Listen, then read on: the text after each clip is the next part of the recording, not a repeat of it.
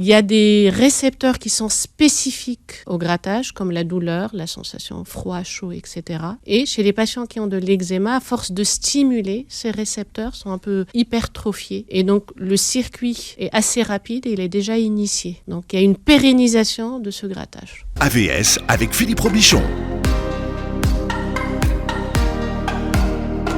Et à votre santé, bonjour, bienvenue, ravi de vous retrouver. On va parler de l'eczéma ce matin avec mes invités. Le docteur Inès Zara, bonjour et bienvenue. Bonjour. Vous êtes dermatologue, vous exercez à l'hôpital Saint-Joseph, vous avez une spécialité en particulier? Tout ce qui est dermatose inflammatoire chronique. Vous m'avez dit tout à l'heure qu'on appelait ça les DIC. Les DIC. Voilà. Les dermatoses inflammatoires chroniques, c'est-à-dire le psoriasis, l'eczéma, la maladie de Verneuil et l'urticaire. D'accord, et quand on a de l'eczéma, il faut trouver un dermato qui soit spécialisé des DIC. Voilà, des DIC. Alors avec nous, nous avons Stéphanie Méran. Bonjour Stéphanie. Bonjour. Vous êtes fondatrice de l'Association française de l'eczéma et vous organisez la journée nationale de l'eczéma, c'est samedi, avec un grand eczéma game. Qu'est-ce que c'est Shkoun, l'eczéma game? Alors l'eczéma game, c'est un jeu pour mieux comprendre la maladie. Donc on sera dans plusieurs villes, Guérande, Bordeaux, Lyon, Nice, Strasbourg, Saint-Martin-du-Riage et Paris. Et en fait, c'est un jeu à base de QR code. On a un petit circuit dans chacune des villes avec des quiz sur la maladie, des challenges pour mieux comprendre ce que c'est la maladie. D'accord. Il faut s'inscrire pour participer ?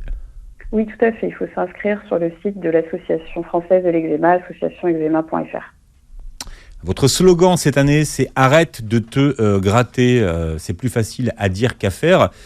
Finalement, est-ce que c'est quelque chose qu'on peut contrôler, le fait de se gratter ou pas, docteur? Je dirais oui et non. Oui, parce qu'on dispose actuellement de traitements qui permettent de contrôler, d'améliorer ce symptôme de l'eczéma. Et non, parce qu'on ne peut pas tout de suite se dire « là, j'arrête de me gratter ». Donc c'est plutôt « arrête de te gratter » en étant sur le bon circuit, avec les bons traitements et la bonne prise en charge. Mais de toi-même pas traité, est-ce que tu peux contrôler l'envie de te gratter ou pas? C'est extrêmement difficile. Stéphanie? Je confirme, c'est vrai que c'est quelque chose qui vient de l'intérieur, qu'on a du mal à contrôler. Après, il y a quelques techniques qui existent anti-grattage. On peut savoir couper ses ongles très courts pour éviter de se griffer et de se saigner la peau. On peut avoir des bacs de glace au frais qu'on enroule dans un t-shirt, par exemple en coton, pour mettre du froid sur la partie du corps qui nous gratte énormément. Mais c'est vrai que quand c'est l'intégralité du corps, si le traitement n'est pas le bon, c'est vraiment très compliqué de soulager cette démangeaison qui arrive. On peut faire des choses pour prévenir l'arrivée ou diminuer l'intensité de la gratouille. C'est-à-dire avoir toujours une peau hydratée, utiliser les bons produits qui ne vont pas irriter la peau, choisir les bons vêtements en coton, sans couture idéalement, ne pas dormir dans un environnement chaud. Quand il fait 30 degrés, ne pas garder sa couette, choisir certaines activités ou l'heure des activités physiques, prendre sa douche tout de suite après, pas de produits détergents, etc. Pour ne pas initier ce phénomène de grattage. Parce qu'une fois le phénomène initié, effectivement, il y a des techniques pour diminuer, notamment avoir une eau thermale ou un brumisateur pour essayer de refroidir un peu les choses. Les glaçons ne sont pas toujours disponibles. Mais prévenir aussi peut être efficace. Parce que le grattage, c'est une réponse automatique. Il y a des récepteurs qui sont spécifiques au grattage, comme la douleur, la sensation froid, chaud, etc. Et chez les patients qui ont de l'eczéma, à force de stimuler, ces récepteurs sont un peu hypertrophiés, sont augmentés. Et donc, le circuit est assez rapide et il est déjà initié. Donc, il y a une pérennisation de ce grattage. On se gratte à cause de ce qu'on appelle le prurite. C'est le maître symptôme de l'eczéma. Et ça veut dire quoi, prurite? Prurite, c'est la sensation d'aller gratter la peau. Et c'est une sensation qui est complètement différente et à dissocier de la douleur. C'est vraiment le besoin de se gratter. Parce qu'on peut avoir aussi de la douleur au niveau de la peau. C'est une idée reçue ou c'est une réalité, Stéphanie, le fait qu'on ait plus envie, quand on a de l'eczéma, de se gratter la nuit? Alors c'est vrai que les démangeaisons sont souvent les plus fortes en fin de journée. Le stress est passé de la journée, notre cerveau est plus plus alerte, on va dire, pour les démangeaisons. Alors que la journée, c'est vrai que quand on a le cerveau bien occupé dans nos vies trépidantes, c'est vrai que les démangeaisons, on les ressent moins. Mais on peut les ressentir en journée, mais c'est vrai que c'est souvent quand même le soir. Donc il faut réussir à calmer son cerveau pour éviter de sentir ces démangeaisons. Donc c'est vrai que l'endormissement peut être compliqué. On peut aussi se réveiller la nuit pour des crises de grattage, comme tout à l'heure le docteur Lara nous disait il fallait garder du froid pour la nuit, pas avoir trop chaud. Ouais. Parce que sinon on transpire et donc on va se gratter. Donc c'est vrai qu'on peut éviter ce phénomène-là. Parce que le fait de transpirer, ça donne envie de se gratter ? Oui, c'est ça. Et quand on transpire, effectivement, donc la peau va être un peu irritée parce que la transpiration, c'est pas que de l'eau, c'est beaucoup de choses et c'est souvent un peu salé. Donc, et cette irritation va aggraver un peu donc l'eczéma et on va avoir tendance à plus se gratter quand on a chaud parce qu'on stimule également indirectement ces récepteurs de ce qu'on appelle le prurite. Mais c'est vrai que les lésions semblent plus actives la nuit et sont plus ressenties la nuit. Après, en général, il ne faut pas oublier que nous sommes des mammifères. Ouais. Et donc, il y a beaucoup de choses qui se font. La nuit, déjà, pendant la journée, on se gratte même sans se rendre compte. Et la nuit, c'est quand même, en soirée, c'est un moment où on va revoir peut-être toute sa journée, avoir quelques idées négatives. C'est un moment où on discute beaucoup avec soi. Et donc, on peut se rappeler de son eczéma, avoir le temps de regarder ses plaques, alors que pendant toute la journée, on est très, très occupé. Et donc, c'est là où on peut déclencher ou accentuer ce besoin de se gratter. Parce qu'on rumine, en fait. On a le temps. Pendant la journée, on a beaucoup moins le temps. Alors, c'est vrai, Stéphanie, que c'est un sujet qui est assez peu abordé, le sommeil et l'eczéma. Et pourtant, c'est un vrai problème. Oui, parce que c'est vrai que quand on passe une mauvaise nuit, le lendemain matin, on va se réveiller avec une peau qui va être plus sèche, plus sensible, qui va nous tirailler. Donc c'est vrai que le sommeil, mais après comme pour tout le monde, est très important pour se sentir bien dans sa peau. Docteur ? Actuellement, vu qu'on connaît beaucoup mieux la maladie, on prend vraiment en considération ces troubles du sommeil. Et d'ailleurs, nous, en tant que médecins, on a une échelle très très simple.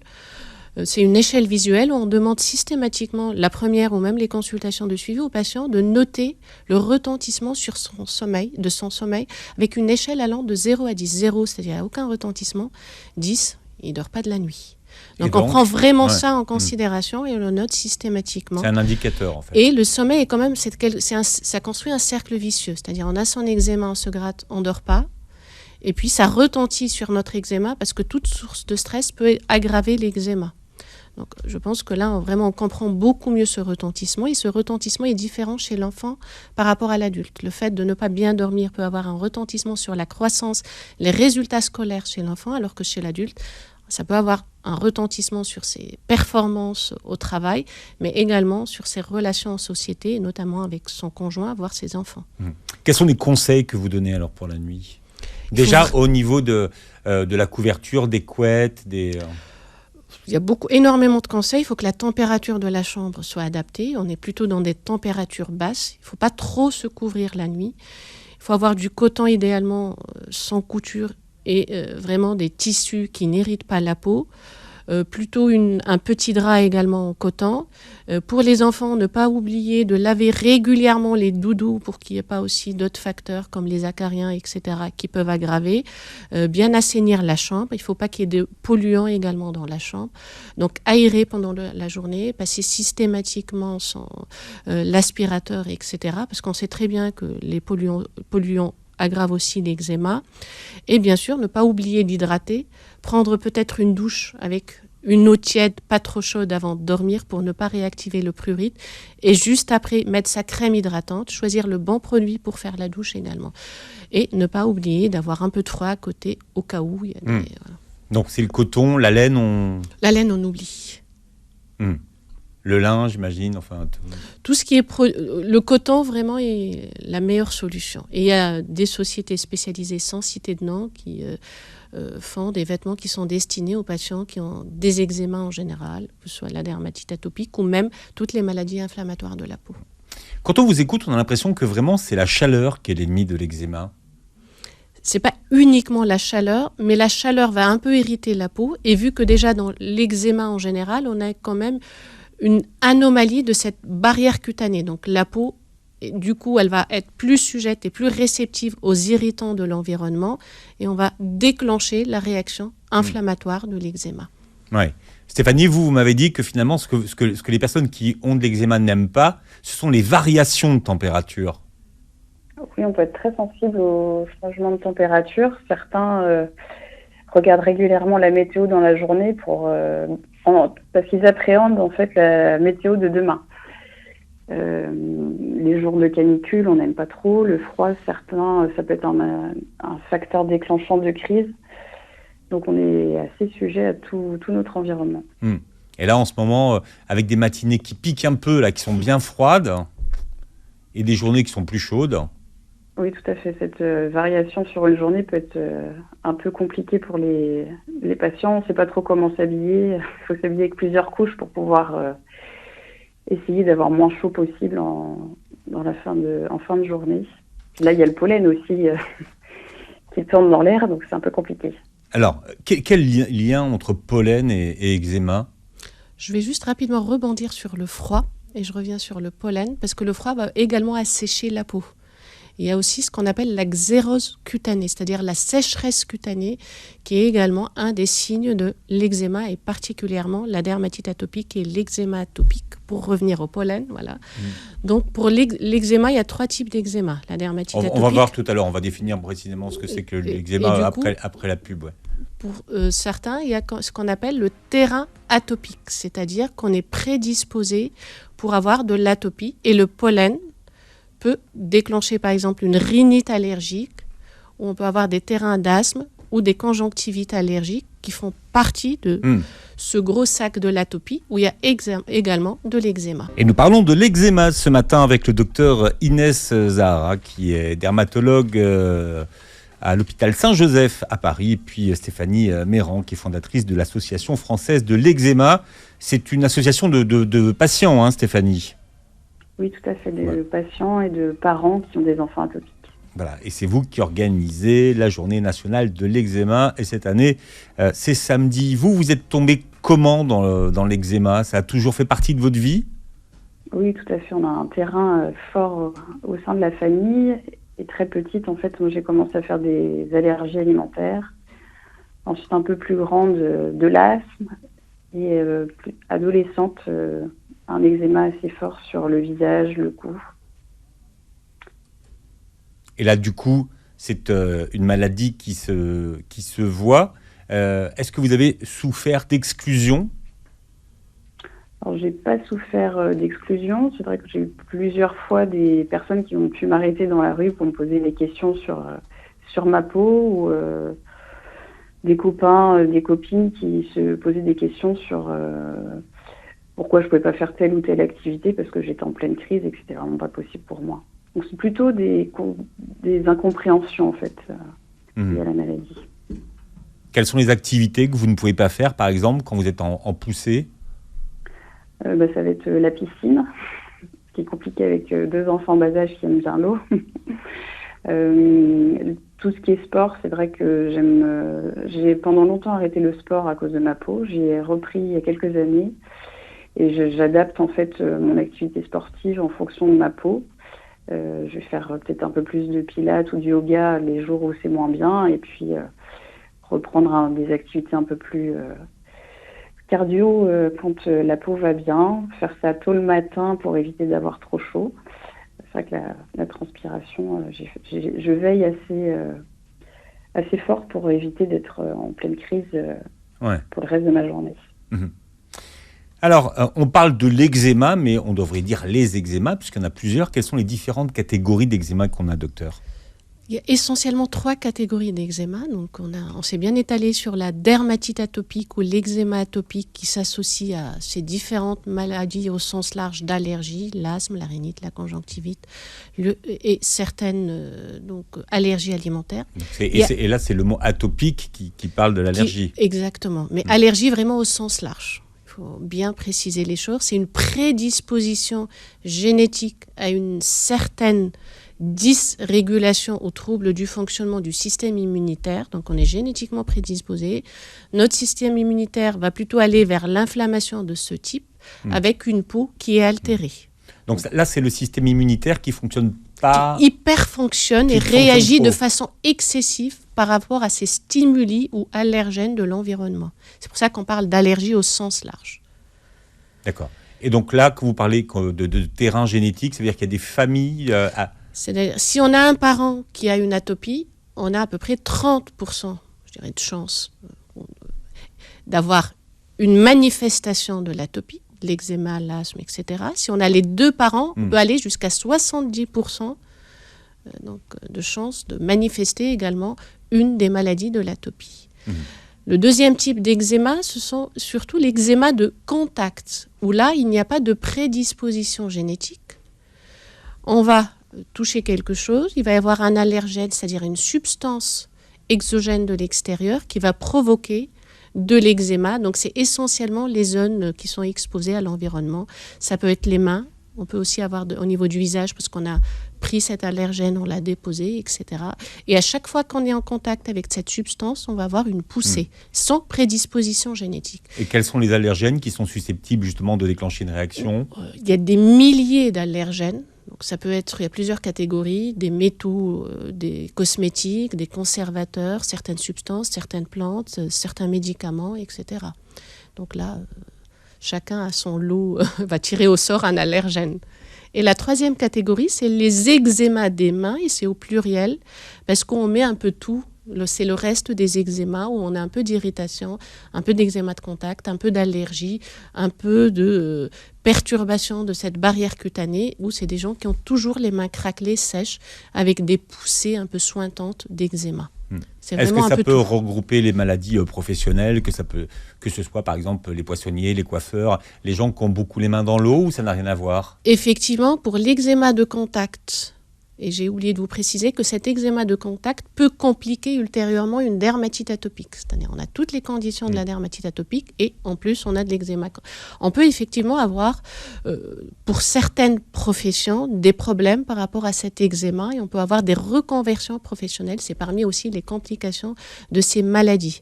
Si on est allergique, entre parenthèses, à tel produit, par exemple pour un coiffeur, etc., pour un boulanger, un pâtissier, malheureusement, on ne pourra plus exercer. Ça va être très difficile d'exercer sans avoir de poussée d'eczéma. Est-ce que l'eczéma est une maladie qui peut toucher toutes les parties du corps ? Au sens large, oui. Mais pour chaque maladie, on va avoir des caractéristiques. Pour la dermatite atopique, ça commence souvent très très jeune, vers l'âge de quelques mois, et c'est souvent les convexités de la peau, c'est-à-dire les pommes, le front, les faces externes des bras. Ça, c'est les premiers mois. Ce qui est particulier chez les nourrissons, c'est que vraiment le nez et la zone médiane du visage sont conservés. Et plus on va avancer dans l'âge, et la topographie va changer. Ça va être plutôt les plis du coude, au niveau du cou, les plis, les creux poplités, mais on peut en avoir partout. On peut être couvert de la tête aux pieds. Les creux poplités ? C'est-à-dire les creux au niveau du genou. Poplité, voilà. Et sinon, on peut en avoir ailleurs. Et pour l'eczéma de contact, au début, c'est les zones qui sont en contact. Par exemple, les gens qui ont, pour certains métaux, ça peut être la boucle de la ceinture. Donc c'est vraiment l'ombilic. Mais au fur et à mesure, ça peut s'étendre un peu plus loin. Au niveau de la montre, les faux bijoux, au niveau des oreilles. Donc c'est au début localisé au niveau de la zone contact avec l'allergène ou le produit. Et après, ça peut s'étendre ailleurs. Les mains, l'eczéma des mains, c'est souvent au niveau des mains. Alors, quel est le bon médecin de l'eczéma ? C'est le dermatologue, mais c'est souvent une prise en charge pluridisciplinaire, vu qu'il y a, pour l'eczéma atopique, il y a quand même un terrain d'atopie. Donc il faudra travailler, bien sûr, le dermatologue en première ligne, ça peut être le pédiatre, l'ophtalmo, le pneumologue, et on doit gérer tout ça éventuellement avec un soutien psychologique. Et je dirais que les parents ont aussi un rôle extrêmement important. C'est pour ça qu'on parle de prise en charge pluridisciplinaire, où tout le monde va participer pour vraiment réussir la prise en charge. Mais c'est souvent des dermatologues qui traitent les dermatoses inflammatoires chroniques, et il y a des centres spécialisés qui travaillent aussi avec la société civile et tous les réseaux et les associations qui existent. Et donc ça, c'est aussi le rôle d'une association comme la vôtre, Stéphanie, c'est de recenser les bons spécialistes quand on en cherche un. Oui, tout à fait. On parle pas mal de centres d'éducation thérapeutique avec lesquels nous travaillons. Et puis on essaye via nos événements de pouvoir apporter des réponses aux patients. Via notre journée nationale de l'eczéma, par exemple, le matin, il y aura des conférences en ligne organisées. Il y a pas mal d'experts qui vont pouvoir répondre aux questions des malades à cette occasion-là. Voilà, on essaye de créer ces événements avec les professionnels de santé pour que les patients aient un maximum de réponses à leurs questions, parce que c'est vrai que le dermatologue, il est de moins en moins accessible. Il est rare. C'est difficile d'avoir un rendez-vous, malheureusement, comme pour tous les professionnels de santé, et on comprend tout à fait la situation. Donc c'est vrai qu'on essaye, comme on peut, nous, au sein de l'association, pour aider les patients, les aider aussi à rencontrer des patients comme eux ou des parents aussi qui vivent les mêmes situations pour se sentir aussi moins seuls, parce que c'est vrai que l'isolement peut être très, très lourd pour ces patients qui ont du mal à trouver des solutions, qui essayent beaucoup de choses et qui sont un peu perdus. Donc c'est vrai que ces centres d'éducation thérapeutique et puis les associations de malades sont là pour les aider. Alors docteur Zara, on dit souvent que l'eczéma c'est dans la tête. Oui ou non? Oui et non. Quasiment toutes les réponses. Oui et non, donc c'est voilà. Bien, voilà. L'eczéma est dans la tête ou dans le sens où il y a quand même un lien entre plusieurs choses, c'est-à-dire que la peau et le système nerveux ont la même origine embryologique. Donc on peut dire oui, l'eczéma est dans la tête. Quand on se gratte, c'est quand même une terminaison nerveuse. Et l'eczéma aussi peut être exacerbé par le stress, par toutes les émotions. Donc ça se passe aussi dans la tête. Mais c'est la combinaison de tous ces facteurs qui est à l'origine et qui va entretenir et pérenniser ces lésions d'eczéma. C'est pour ça qu'on doit agir à plusieurs niveaux. Au niveau de la peau, mais également une prise en charge psychologique adaptée et répondre aux patients. Par exemple, comme on l'a cité là, il y a une sensation d'isolement donc il faut aider le patient à ne plus être seul, l'encadrer et trouver le bon centre ou le bon médecin ou la bonne équipe médicale qui va permettre de l'orienter avec une infirmière pour l'éducation thérapeutique, éventuellement un psychologue, des associations, les patients entre eux et le médecin, bien sûr. On parlait avant de maladies psychosomatiques. On parle même actuellement de plusieurs maladies psychosomatiques, et en dermatologie, il y a plusieurs maladies psychosomatiques dans l'eczéma, parce qu'il y a toujours ce cercle vicieux. On a de l'eczéma en stress, parce qu'on a de l'eczéma, et le stress aggrave la maladie. Donc bien traiter, c'est déjà rompre ce cercle vicieux pour que le patient n'ait plus de manifestation d'eczéma, peut avoir le temps de gérer son stress, et donc fera moins de poussées d'eczéma au final. Aujourd'hui, où on parle de plus en plus des émotions, on dit que la peau est le miroir de notre état émotionnel. Effectivement, c'est une très très belle phrase, mais on peut deviner si une personne est stressée ou pas, parce que l'eczéma évolue par poussée, donc on devine bien qu'il y a des périodes heureusement de rémission, et souvent il y a un lien entre stress, même si ce n'est pas le seul facteur déclenchant. Donc pendant les périodes de zénitude, il y a beaucoup moins de poussées. On parle même d'une nouvelle spécialité. Alors la psychodermato, vous m'avez dit que ça existait depuis longtemps. La psychodermatologie existe depuis très très longtemps, effectivement. Et ça prend en charge toutes les maladies où il y a une participation du stress dans l'exacerbation de ces maladies, pour déjà diminuer un fardeau par rapport à cette maladie. Parce que l'eczéma, comme on l'a vu, il y a plusieurs facteurs. C'est comme un puzzle. Et du coup, le stress ou la psychologie, c'est quelques pièces de ce puzzle. Donc si on peut déjà traiter cette partie, ça permet d'avancer sur d'autres choses. Stéphanie, vous en tant que patiente, est-ce que c'est quelque chose que vous avez vécu ? Oui, tout à fait. J'ai essayé moi aussi l'hypnose, par exemple, qui m'avait beaucoup aidé à calmer le cerveau. Et puis du coup, travailler un peu sur ces sensations de démangeaison, essayer de retrouver le calme pendant ces crises. Donc oui, effectivement, je pense qu'on a tous essayé, on essaye tous de trouver des choses à améliorer dans notre quotidien pour aller mieux. Mais c'est vrai que les facteurs déclenchants peuvent parfois être indépendants de nous, et les crises peuvent être encore présentes. Vous, par exemple, vous avez réussi à identifier certains facteurs déclenchants ? Moi, je suis très allergique au pollen et aux graminées. Donc c'est vrai que je suis embêtée une très bonne partie de l'année à cause de ça. Et c'est le moment en plus, là. Vous hibernez en ce moment. C'est ça. On parle de l'eczéma ce matin. Je rappelle que c'est samedi que vous organisez la journée nationale de l'eczéma. On retrouve toutes les informations où, Stéphanie ? Sur notre site associationeczéma.fr. Arrête de gratter, c'est le slogan de la journée nationale de l'eczéma et on en parle aujourd'hui avec Stéphanie Méran qui est notre invitée, qui est fondatrice de l'association française de l'eczéma qui organise samedi cette journée nationale. Et puis nous avons avec nous le docteur Inès Zahara, dermatologue à l'hôpital Saint-Joseph de Paris. C'est presque un miracle que d'avoir un dermato parce qu'il y a une vraie pénurie de dermato et c'est pas terminé, m'avez-vous dit, Inès. Effectivement, il y a une petite hémorragie de départ à la retraite et très peu de recrues. C'est pour ça qu'on peut on peut consulter en ligne maintenant. Oui, mais la téléconsultation ne résout pas tous les problèmes. Ça accélère les choses en cas de... Voilà, ça permet d'initier les choses. Ouais. Voilà. On était avec Stéphanie, on parlait tout à l'heure des pollens. Vous dites que le printemps, c'est une saison où tous ceux qui souffrent justement d'eczéma hibernent, en tout cas ceux qui sont sensibles au pollen. Comment est-ce que vous vous protégez, vous, des pollens ? Vous avez un truc ? Alors moi, je porte des grosses lunettes noires avec des bords sur les lunettes qui sont assez larges. Et j'ai souvent une casquette ou un chapeau pour protéger les cheveux, pour éviter de devoir laver les cheveux tout le temps. tout le temps. Y a d'autres trucs là pour se protéger des pollens ? Pour ceux qui font du vélo notamment, de la trottinette ou... Il n'y a pas de bouclier anti-pollen, mais effectivement, il faut porter de certains vêtements pour que le pollen se dépose dessus et pas directement sur les muqueuses ou sur la peau. Et rapidement prendre sa douche en arrivant pour limiter le temps de contact et peut-être aussi éviter les endroits où on sait qu'il y a énormément de pollen, les parcs. Après, si on évite ce genre d'endroit, on peut tomber aussi dans la pollution qui va aussi aggraver l'eczéma. Mais ce n'est pas la seule saison où il y a une aggravation de l'eczéma. L'hiver aussi, où l'air est très très sec, va assécher la peau. On peut avoir aussi des poussées d'eczéma. C'est pas que le printemps. D'accord. Le soleil, c'est bon pour l'eczéma ou pas ? C'est toujours oui ou non, parce qu'on traite l'eczéma avec les ultraviolets, c'est-à-dire les rayons du soleil, pour certaines catégories d'eczéma et pour certaines formes sévères, dans des cabines médicales, je précise bien, pas les cabines de bronzage.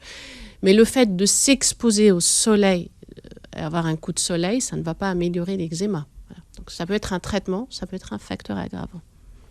Alors, on ne dira jamais à quel point le Covid et les fameux gels hydroalcooliques consommés toute la journée maintenant n'ont pas aidé ceux qui souffrent d'eczéma, Stéphanie.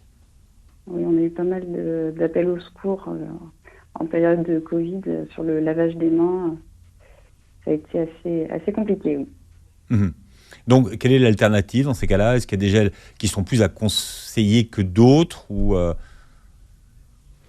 pas ? Docteur. Déjà, le gel hydroalcoolique, pour qu'il soit efficace, il faut qu'il y ait une certaine concentration d'alcool au-delà de 70%. Donc on imagine bien que de toute façon, en irritant. Après, il y a eu quand même un effort de fait pour rajouter des facteurs ou des éléments qui vont hydrater. Mais là aussi, il faut faire attention parce que si on va avoir assèchement plus allergie à cause des ingrédients, on n'est pas sorti de l'auberge. Donc si on a l'occasion de se laver à l'eau et avec un produit nettoyant non irritant, oui. Mais on n'a pas de robinet et d'eau accessible à chaque coin de rue, malheureusement. Et qu'est-ce qui permet de bien s'hydrater, se réhydrater alors, finalement ? Il y a des crèmes hydratantes qu'on appelle médicalement les émollients. Donc, il faut hydrater régulièrement la peau parce que restaurer la barrière cutanée permet d'avoir moins de poussées d'eczéma. À titre d'exemple, pour un adulte moyen, il faudrait 1 kg d'émollient par mois pour hydrater la peau de quelqu'un qui a un eczéma atopique. Ça veut dire quoi s'hydrater en parlant de peau d'ailleurs ? C'est-à-dire passer la crème hydratante sur la peau, idéalement en sortant de la douche, quand la peau est encore un peu humide, elle est beaucoup plus réceptrice et du coup la peau va être moins sèche, on restaure sa barrière cutanée, on est moins sensible à l'environnement. Alors, on se gratte moins. Et on se gratte moins. Alors, en termes de traitement contre l'eczéma, on a connu ce qu'on appelle une véritable révolution. Vous, Stéphanie, en plus de 10 ans, vous avez constaté cette révolution ? Ah oui, tout à fait. Depuis quelques années, on a eu des traitements un peu plus ciblés et adaptés à l'eczéma, qui est comme les biothérapies ou les anti-JAK, qui sont des traitements beaucoup plus ciblés et qui redonnent vie à certains patients qui avaient perdu espoir. Mmh. Donc, mais vous, vraiment, c'est quelque chose que vous avez vu en tant que patient, c'est ça? Vous avez constaté que votre vie et votre qualité de vie avait changé? Oui, ma qualité de vie a changé. C'est vrai que aussi, la maladie, elle évolue en grandissant aussi. C'est vrai qu'il y a des périodes où j'ai été tranquille aussi avec la maladie. Ça part, ça revient. Ce qui est compliqué pour le patient, c'est vraiment de comprendre que c'est une maladie qui est chronique. Donc en fait, elle peut nous embêter tout au long de la vie et c'est pour ça qu'il est autant important de poursuivre l'hydratation de la peau, même quand on n'a plus de plaques. Docteur Zara, en quoi est-ce que finalement on peut parler de révolution thérapeutique selon vous? Il y a une vraie révolution thérapeutique et on le voit quotidiennement parce qu'il y a des patients qui n'ont pas consulté depuis 10, 20 ans, qui reviennent en consultation. Cette révolution, c'est parce qu'on a vraiment beaucoup mieux compris les mécanismes de l'eczéma en général. Alors, qu'est-ce qu'on a compris de nouveau? C'est-à-dire toutes les substances inflammatoires qui sont incriminées, voire les cellules, les récepteurs. Du coup, on peut directement les cibler pour améliorer les signes ou les symptômes de l'eczéma. Donc on a les traitements biologiques, les petites molécules, donc on a des substances injectables et d'autres par voie orale, qui vont agir sur l'inflammation, sur ce prurite, c'est-à-dire cette sensation de se gratter, pour calmer grosso modo ce système immunitaire qui s'est un peu emballé par rapport aux facteurs de l'environnement. Mais n'oublions pas l'hydratation, toutes les précautions, les règles que nous avons déjà citées et choisir ces bons produits d'hygiène. Donc tout ça à la fois, donc le puzzle maintenant on a beaucoup plus de pièces, on n'oublie pas ce qu'on avait déjà avant et on rajoute de nouveaux traitements par rapport à ça qui sont beaucoup plus efficaces. Les nouveaux traitements sont plus ciblés, c'est ça que vous dites? Beaucoup plus ciblés, qui vont aller directement cibler la substance qui est responsable de l'inflammation au niveau de la peau ou la fibre ou le récepteur qui est responsable du grattage. Et elle s'appelle comment cette substance?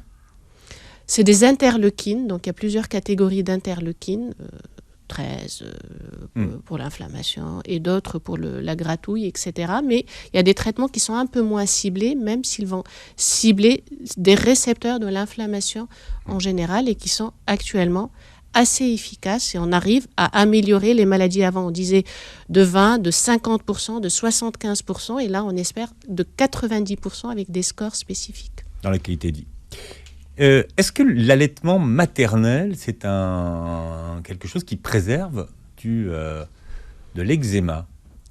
Alors là, il y a eu beaucoup d'études, mais il n'y a pas d'études qui... Scientifiques. Si, il y a eu des études scientifiques. Après, c'est difficile de suivre sur 30, 50 ans des patients, c'est-à-dire de faire 2 bras de patients, ceux qui ont été allaités par l'allaitement maternel et d'autres pas, et de voir dans 30, 40, 50 ans comment a évolué éventuellement leur eczéma. Donc il y a des études qui montrent qu'il y a effectivement un bénéfice, ou d'autres où les résultats sont beaucoup plus nuancés. Mais de toute façon, on encourage toujours l'allaitement maternel pour d'autres raisons, et notamment les relations enfant-mère. Alors, est-ce qu'il y a des choses à privilégier qu'il faut savoir, Stéphanie, par exemple? Est-ce qu'il y a des couleurs qu'il faut privilégier quand on a des poussées d'eczéma? Des couleurs, je ne sais pas. Peut-être pas de rouge, parce que si on a déjà le visage rouge, on va être rouge tomate. Non, ce qu'il faut faire attention, comme on a dit tout à l'heure, c'est vraiment des textiles qui soient doux pour la peau. Mettre peut-être plusieurs couches pour éviter de pouvoir se déshabiller au fur et à mesure, plus la température augmente, par exemple l'extérieur. Ça va être se couper les ongles assez courts pour éviter de se gratter. Ça va être de couper les étiquettes des vêtements. Ça va être utiliser des produits adaptés pour nos peaux, donc plutôt qu'on achète en pharmacie plutôt qu'en grande surface si possible. Ça va être de faire attention à toutes ces activités qu'on peut faire qui nous font du bien. Parce que c'est vrai que le moral, quand il est là, on supporte mieux une poussée d'eczéma si la tête va bien que quand déjà le moral est atteint. Donc privilégier des activités douces, écouter de la musique. Et pour les enfants, c'est vrai que l'hydratation de la peau, ça peut devenir un jeu ludique à partager en famille. Certains inventent des chansons pour pouvoir hydrater la peau de leur enfant avec des produits adaptés juste après la douche. Donc chacun de s'approprier finalement ces techniques anti-grattage, ce qui lui fait du bien, savoir s'écouter Et surtout, s'entourer des bonnes personnes. Hein. Le dermatologue, c'est vraiment très important de pouvoir aller le consulter pour en savoir plus et mieux comprendre sa maladie. Et puis, comme on a dit, il y a plusieurs équipes pluridisciplinaires qui peuvent être là pour accompagner les malades. Donc voilà, ne restez pas seul face à la maladie. Il y a beaucoup de solutions qui peuvent vous être apportées. Est-ce qu'on peut développer un eczéma à n'importe quel âge de la vie ? Effectivement, on peut développer son eczéma à n'importe quel âge. Pour l'eczéma atopique, ça commence quand même relativement jeune.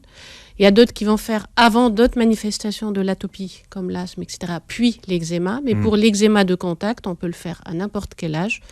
Il faut être sensibilisé à la substance qui va déclencher l'eczéma. Donc, si on la rencontre à 50 ans, on fera son eczéma à 50 ans. Alors, il y a quelque chose qu'on n'a pas encore dit, mais qui est une idée reçue qui a la vie dure, c'est que l'eczéma, c'est pas contagieux. L'eczéma, ce n'est pas contagieux, effectivement. Comme les mycoses ou d'autres maladies. Ce n'est pas un agent infectieux qui va nous contaminer parce qu'on a été à côté d'une personne. Après, toute dermatose peut prêter à confusion et stigmatiser la personne qui a une dermatose, et ce qui explique entre autres le retentissement sur la qualité de vie. Il y a des patients qui évitent de sortir en société, d'aller à la piscine, à la plage, et surtout en été, de montrer leurs plaques d'eczéma parce que les gens vont les repousser parce qu'il y avait cette fausse idée qu'il s'agissait d'une dermatose contagieuse. Non, l'eczéma n'est pas contagieux. Il y a une prédisposition génétique pour l'atopie. Stéphanie, un exemple au sein de l'association, ça a été le port du masque. Alors c'est vrai que pour la plupart d'entre nous, le porter, c'est compliqué parce que du coup, ça nous donne chaud, ça nous gratte, on a du mal à le supporter sur la peau. Mais d'autres étaient très contents de pouvoir le porter pour justement pouvoir se cacher, ne pas avoir de réflexion sur leur peau. Donc, ils ont plutôt bien vécu l'arrivée du port du masque avec le Covid. Stéphanie, je rappelle que vous organisez donc samedi la journée nationale de l'eczéma. Vous avez dit que le matin, il y avait des conférences en ligne. Quels seront les sujets ? On va parler de la dermatite atopique de l'enfant. On va parler aussi pour les adultes des nouveaux traitements, de la vie de couple, du sommeil, et puis plein d'astuces pour mieux vivre la maladie au quotidien. Voilà, et toutes les informations sont sur votre site associationeczema.fr. Merci d'avoir été avec nous aujourd'hui, Stéphanie. Merci beaucoup. Voilà, vous retrouverez l'émission en podcast sur beurrefm.net. Vous verrez la vidéo sur notre chaîne YouTube. On remercie le docteur Inès Zahra qui a dégagé du temps. Et on sait que le temps des dermatologues, c'est cher et rare en plus. Avec grand plaisir, merci. Voilà, j'espère que vous reviendrez nous parler d'un autre sujet passionnant, le psoriasis. Je vous ai trouvé tellement pleine d'enthousiasme sur les nouveaux traitements sur le psoriasis que je dis, il faut vraiment qu'on en parle. Il y a énormément de traitements sur toutes les dermatoses inflammatoires chroniques. Merci. Gardons espoir. Voilà, c'est ça, on termine sur un message d'espoir. Et je vous souhaite de passer une très belle journée santé sur Beurre FM.